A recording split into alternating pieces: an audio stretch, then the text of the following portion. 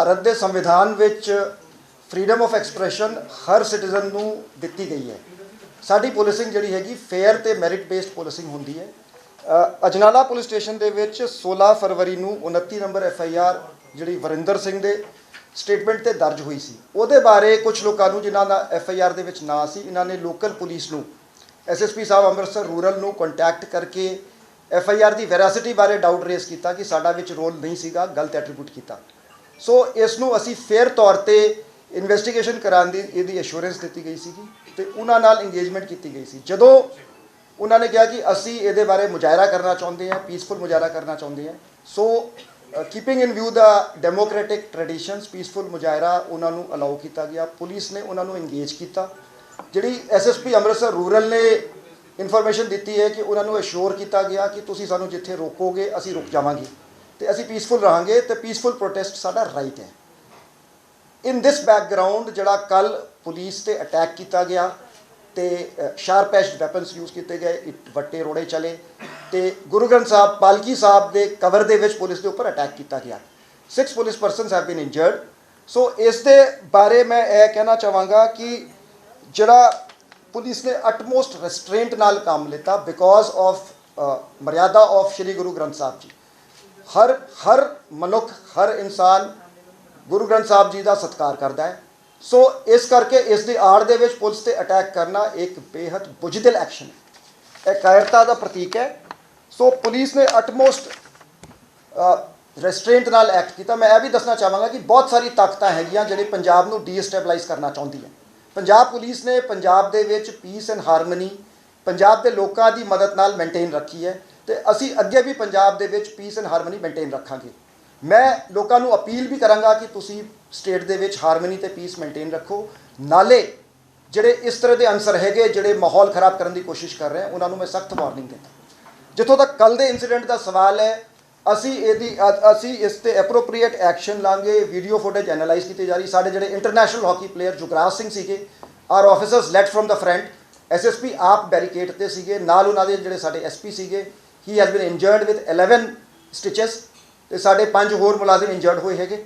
ਸੋ ਉਹਨਾਂ ਦੇ statement record ਕਰਕੇ ਅਸੀਂ ਫਰਦਰ ਲੀਗਲ ਐਕਸ਼ਨ ਲਾਂਗੇ।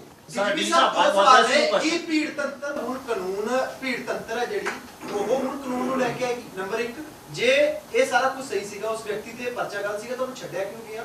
ਜੇ ਗਲਤ ਸੀਗਾ ਤਾਂ ਉਹਨਾਂ ਵਿਅਕਤੀਆਂ ਦੇ ਖਿਲਾਫ ਤੁਸੀਂ ਕੋਈ ਕਾਰਵਾਈ ਕਰੋਗੇ ਜਿਨ੍ਹਾਂ ਨੇ ਗਲਤ ਕੰਮ ਕੀਤਾ? ਦੇਖੋ ਜੀ, ਮੈਂ ਇਹ ਕਹਤਾ, ਦੇਖੋ ਪਹਿਲੀ ਗੱਲ ਹੈ ਕਿ ਮੈਂ ਇਹ ਸਮਝਦਾ ਕਿ ਜਿਹੜੇ ਯੂਥ ਹੈਗੇ ਉਹ ਵੀ ਪੰਜਾਬੀ ਹੈਗੇ, ਸਾਡੇ ਸਿਟੀਜ਼ਨਸ ਹੈਗੇ। ਸੋ ਅਸੀਂ ਉਹਨਾਂ ਨੂੰ ਕੋਈ ਇਹ ਦੁਸ਼ਮਣ ਨਹੀਂ ਹੈਗੇ, ਪਾਕਿਸਤਾਨੀ ਨਹੀਂ ਹੈਗੇ। ਸੋ ਅਸੀਂ ਇੰਗੇਜ ਕਰਾਂਗੇ।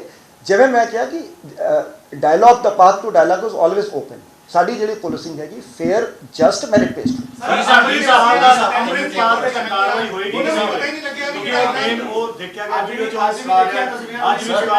ਦੇਖੋ ਜੀ, ਮੈਂ ਪਹਿਲੇ कहता ਸੀਗਾ ਕਿ ਮੈਂ ਇੱਕ ਦੂਜੀ ਪ੍ਰੈਸ ਮੈਨੂੰ ਯਾਦ ਹੈ ਤੁਰੰਤ ਮੈਂ ਕਿਹਾ ਸੀ ਮੈਂ 400 ਥਾਣਿਆਂ ਦਾ SHO ਨਹੀਂ ਹੈਗਾ ਤੇ as per law the famous quote of Lord Denning is there, police is accountable to the law and law alone, and law, the majesty of law, the law will take its own course.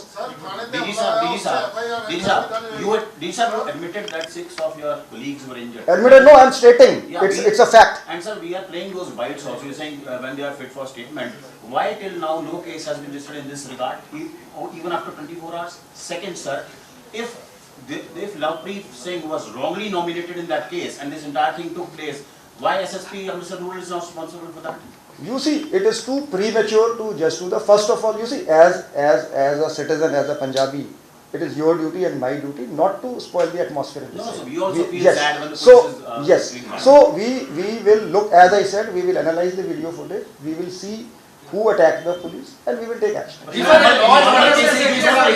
and order the situation ਜਿਹੜੀ ਬਣੀ ਹੈ, law and order ਜਿਹੜਾ ਵੇਖਦੇ ਹੋ ਤੁਸੀਂ ਉਹ ਕਿਸ ਤਰ੍ਹਾਂ ਵੇਖਦੇ ਹੋ? ਕਿਉਂਕਿ ਕੱਲ ਜਿਹੜਾ ਇਕੱਠ ਉੱਤੇ ਹੋਇਆ ਇਹ ਪੁਲਿਸ ਜਿੱਦਾਂ ਤੁਸੀਂ ਵੀ ਕਿਹਾ ਕਿ ਪਹਿਲਾਂ ਸਾਨੂੰ ਕਿਹਾ ਗਿਆ ਸੀ ਸ਼ਾਂਤੀਮਈ ਤਰੀਕੇ ਨਾਲ ਪ੍ਰਦਰਸ਼ਨ ਕਰਨਾ, ਲੇਕਿਨ ਸਰ ਜਿਹੜਾ ਮੌਬ ਉੱਤੇ ਇਕੱਠਾ ਹੋਇਆ, ਬੈਰੀਕੇਡਿੰਗ ਜਿਹੜੀ ਤੋੜੀ ਗਈ, ਪੁਲਿਸ ਪਹਿਲਾਂ ਵੀ ਰੋਕ ਸਕਦੀ ਸੀ ਕਿਉਂਕਿ ਜਿਹੜਾ ਮੌਬ ਨੂੰ ਇਕੱਠਾ ਨਹੀਂ ਹੋਣ ਦਿੱਤਾ ਜਾਏਗਾ। ਦੇਖੋ ਜੀ, ਅਸੀਂ ਨਾ ਜਦੋਂ ਇੰਗੇਜਮੈਂਟ ਕੀਤੀ, ਇਟ ਇਜ਼ ਪੋਸੀਬਲ ਕਿਉਂਕਿ ਇਹ ਵੀਡੀਓ ਫੁਟੇਜ ਤੋਂ ਪਤਾ ਲੱਗੂਗਾ ਕਿ ਜਦੋਂ ਉਹ ਤੁਰੇ ਸੀਗੇ ਕਿੰਨੇ ਬੰਦੇ ਸੀ, ਕਿਸ ਪੁਆਇੰਟ ਤੇ ਹੋ ਸਕਦਾ ਹੈ ਕੁਝ ਇਸ ਤਰ੍ਹਾਂ ਦੇ ਐਲੀਮੈਂਟਸ ਨੇ ਜੁਆਇਨ ਕਰ ਲਿਆ ਹੋਵੇ। So it is a matter of investigation.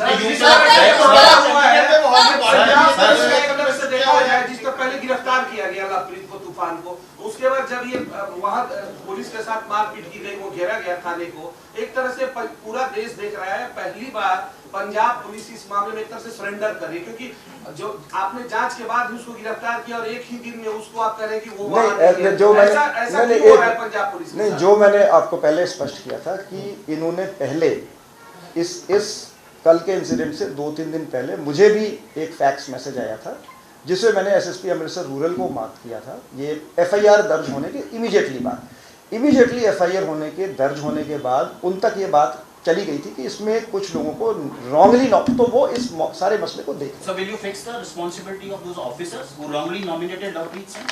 You see, I cannot comment on the investigation, so investigation is in progress. Sir, if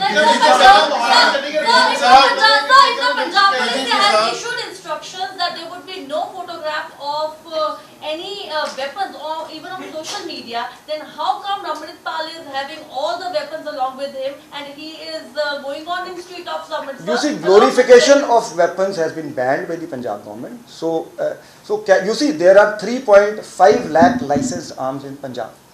Okay, suppose Mr. X has a licensed arm, so he is going to carry his licensed arm.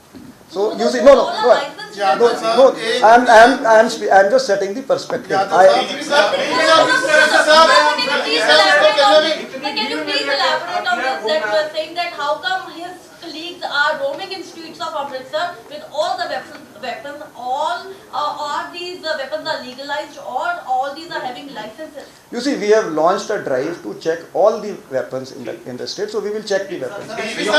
Chandigarh Mohali border ਤੇ ਜਿੱਦਾਂ ਦਾ ਦੇਖਣ ਨੂੰ ਮਿਲ ਚੁੱਕਿਆ ਹੋਇਆ ਕਿ ਉਸ ਵਕਤ ਵੀ ਜਿਹੜਾ ਇਸੇ ਤਰੀਕੇ ਨਾਲ ਇੱਕ ਮੌਬ ਜਿਹੜਾ ਹਮਲਾ ਕਰ ਦਿੰਦੀ ਹੈ ਪੁਲਿਸ ਦੇ ਉੱਤੇ, ਫਿਰ ਭਾਵੇਂ ਪੰਜਾਬ ਪੁਲਿਸ ਹੋਵੇ ਜਾਂ ਫਿਰ ਚੰਡੀਗੜ੍ਹ ਪੁਲਿਸ ਹੋਵੇ, ਹੁਣ ਉਸੇ ਤਰੀਕੇ ਦੇ ਨਾਲ ਅਜਨਾਲੇ ਦੇ ਵਿੱਚ ਵੀ ਹਮਲਾ ਹੋਇਆ। ਆੜ ਹਮੇਸ਼ਾ ਹੀ ਇੱਕ ਧਾਰਮਿਕ ਆੜ ਲੈ ਕੇ ਇਸ ਦੇ ਵਿੱਚ ਅੱਗੇ ਵਧੇ ਜਾਂਦਾ, ਫਿਰ ਗਾਂ ਵੀ ਇਦਾਂ ਦੀ ਚੀਜ਼ਾਂ ਹੋਣਗੀਆਂ, ਉਹਨੂੰ ਕਿਸ ਤਰੀਕੇ ਨਾਲ ਰੋਕ ਲਈ ਜਾਊਗੀ? ਨਹੀਂ, ਦੇਖੋ ਜੀ, ਗੱਲ ਤੁਹਾਡੀ ਠੀਕ ਹੈ ਕਿ ਧਾਰਮਿਕ ਸੈਂਟੀਮੈਂਟਸ ਇਨਵੋਲਵ ਹੋ ਜਾਂਦੇ ਹਨ।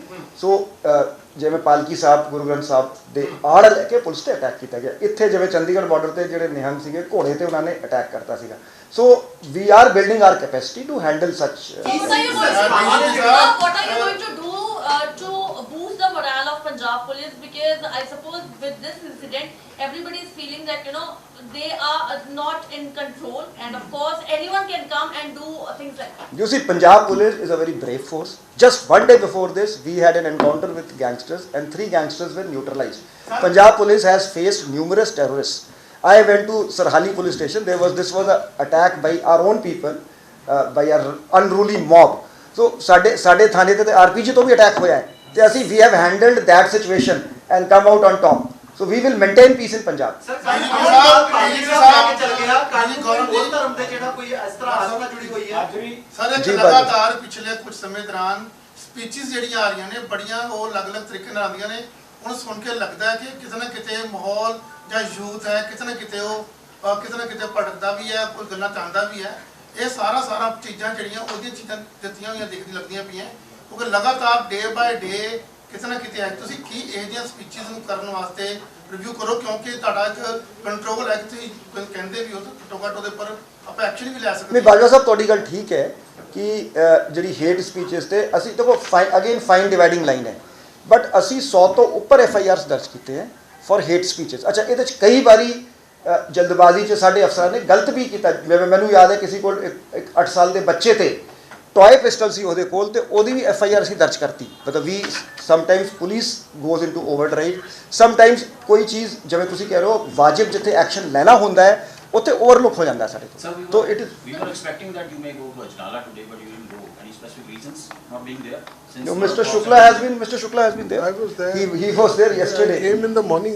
Our ADG Law and Order, Mr. Gurinder Singh Thakur is there. ਧਾਰਮਿਕ ਸੰਸਥਾਵਾਂ ਦੇ ਮੁਖੀਆਂ ਨਾਲ ਵੀ ਤੁਸੀਂ ਗੱਲਬਾਤ ਕਰੋਗੇ ਸਾਰਿਆਂ ਦੇ ਨਾਲ ਕਿ ਕੱਲ ਨੂੰ ਅੱਗੇ ਤੋਂ ਇਹ ਕੁਝ ਨਾ ਹੋਵੇ? ਅੱਜ ਇੱਕ ਧਰਮ ਹੈ, ਕੱਲ ਨੂੰ ਦੂਸਰਾ ਧਰਮ ਹੋ ਸਕਦਾ, ਤੀਸਰਾ। ਅਸੀਂ ਸਾਰਿਆਂ ਨੂੰ ਦੇਖੋ ਜੀ, ਅਸੀਂ ਸਾਰਿਆਂ ਨੂੰ ਇੰਗੇਜ ਕਰਾਂਗੇ, ਧਾਰਮਿਕ ਸੰਸਥਾਵਾਂ ਨੂੰ ਕਰਾਂਗੇ, ਸਾਰੇ ਧਰਮਾਂ ਨੂੰ ਇੰਗੇਜ ਕਰਾਂਗੇ। ਸਰ ਅੱਜ ਦੀਆਂ ਤਸਵੀਰਾਂ ਵੀ ਤੁਸੀਂ ਦੇਖੀਆਂ ਹੋਣੀਆਂ, ਜਦੋਂ ਛੱਡਿਆ ਗਿਆ ਤਾਂ ਡੰਡੇ ਜਿਹੜੇ ਉਹ ਤਸਵੀਰਾਂ ਆ ਰਹੀਆਂ ਸਾਹਮਣੇ ਦੁਨੀਆ, ਉਹ ਕੀ ਐਕਸ਼ਨ ਲਓਗੇ ਤੁਸੀਂ? ਔਰ ਸਰ ਸਿੱਧੇ ਤੌਰ ਤੇ ਖਿਲਾਫ ਦੇ ਇਦਾਰੇ ਲੱਗਦੇ ਨੇ ਕਿ ਫੜ ਸਕਦੇ ਲੱਗਦੇ ਨੇ। सबसे बड़ी बात है, आपके 6 पुलिसकर्मी आप खुद कर रहे घायल है, तो कब तक उनको जो घायल किया है जिन लोगों ने वीडियो फुटेज भी, कब तक उन पर कार्रवाई? शीघ्र ही कार्रवाई करेंगे जी। तो मैं अर्पित जी को रिक्वेस्ट करूंगा, please join us for a cup of T. Sir, do you feel कि पंजाब पुलिस इंटेलिजेंस में anticipate अपन